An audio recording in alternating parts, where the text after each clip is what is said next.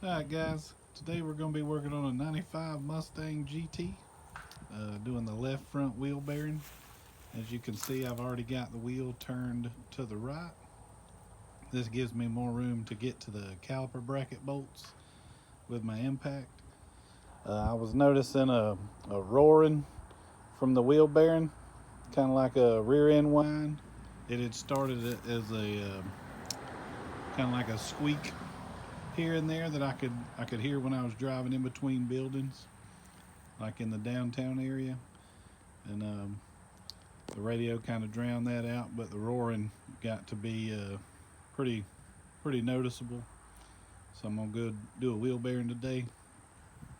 Make sure you got all the correct tools before you get started, and just take your time and be patient. Hey guys, this is Jason. I was gonna do the front wheel hub bearing on a 94 to 2004 Mustang. It is not a press fit or anything, fairly inexpensive to do, and it's a pretty easy job. Here's the tools you're going to need, or at least the ones I used.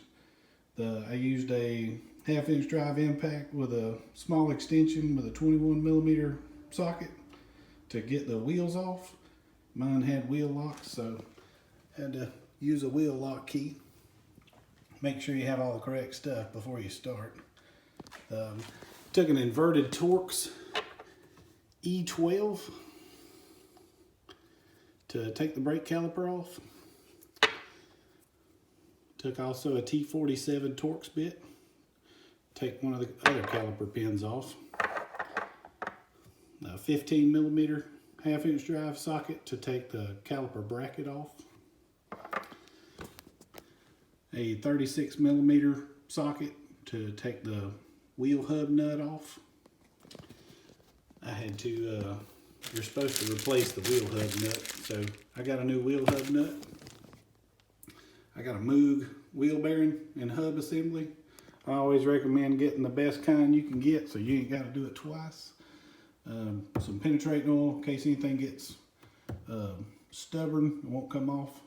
3/8 drive ratchet. I got a flex head, wire brush to clean anything up, small hammer, small screwdriver to take the cap off of where the hub nut goes. They say you got to replace it, but if you're pretty gentle, you can not destroy it taking it off. So I recommend a small hammer and a small flat blade screwdriver and some patience. Alright, now we're going to remove the caliper bracket and the brake pads. Brake pads just slide right out. You'll want to check them and make sure you got plenty of brake pad left.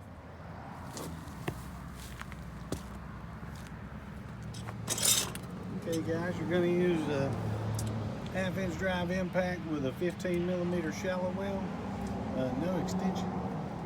You won't have much room for an extension. And you can always use a 1/2 inch ratchet or a 1/2 inch breaker bar.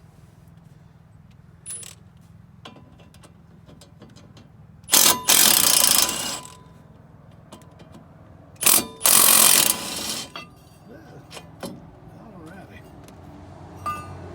That's how easy those come out.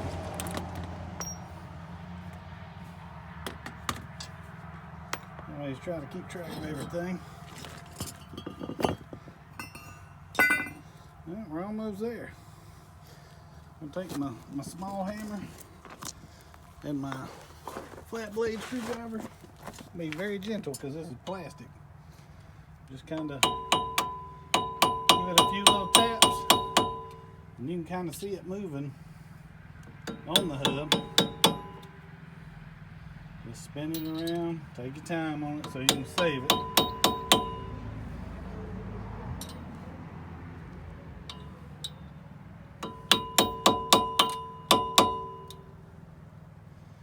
And if you take your time on it, it'll take you a good minute or two. Ooh, this might have some water in it.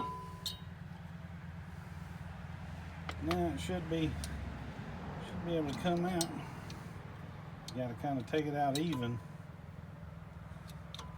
Just kind of go around it and pry on it.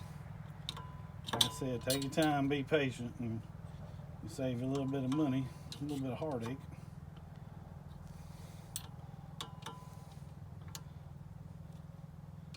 Just kind of twist that. There you go. And you didn't hurt nothing. Now you got that big 36mm nut in there, which they say you can't reuse. I'm not going to reuse mine. I'm going to go by the rules, I reckon.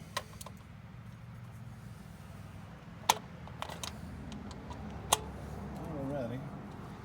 I always crank this thing all the way up. That puts out the most power because it's a pretty big old nut.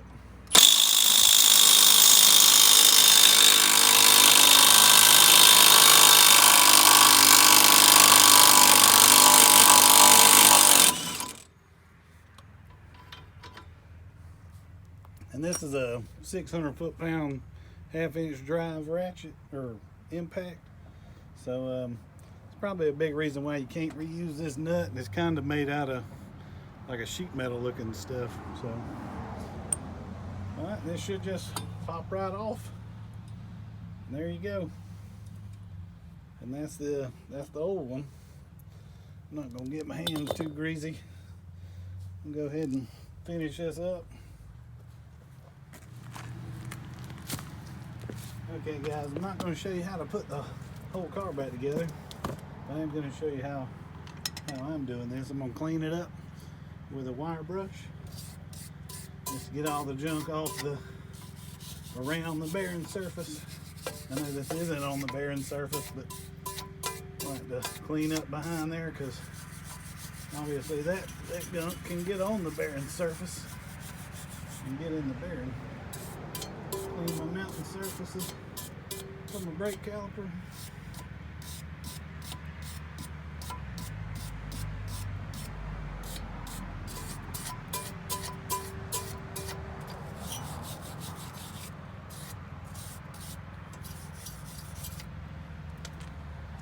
I'm going to wipe off my bearing surface, get all that crud I just made off of it.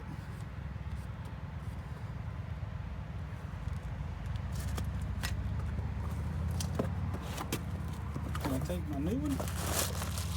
Once again, I use smooth parts. I recommend if you're gonna do this, get something decent, and so that way you ain't got to do it twice. Because nothing worse than having to do the same job over again.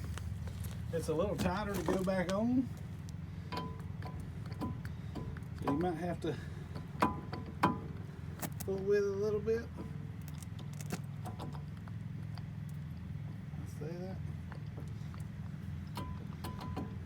Gotta go on perfectly straight.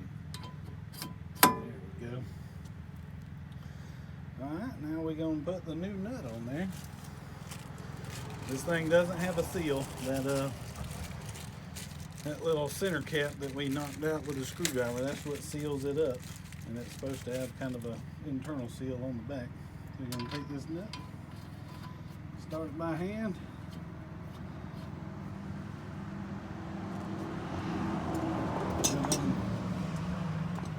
Buzz it on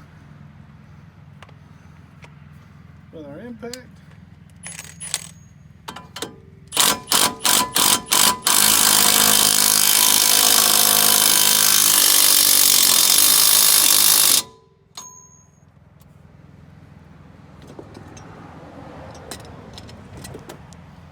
And this thing, I believe the specs is 220 to 290 foot-pounds. Got this set at 220. Obviously it's on there. We're gonna give it another little, I always like to give it a little extra bump with the impact. Just I don't like these things fall off. Alrighty. We're gonna take our center cap.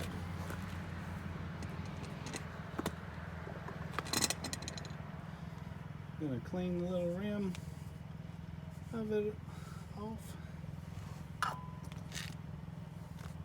So take our little hat.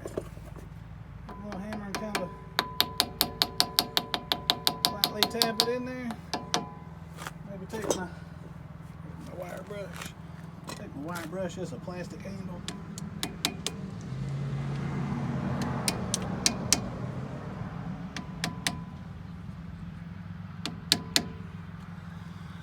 Alright, now you just put your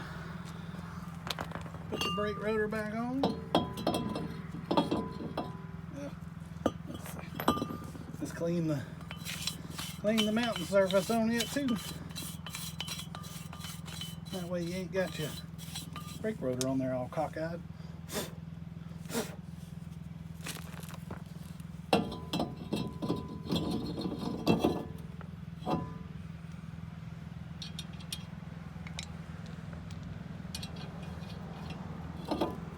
Take one of your lug nuts and thread it all the way down so that you maybe not on that wheel stud. Try another one. Alrighty, that way your brake rotor's flat for putting on your caliper brackets. And there you go.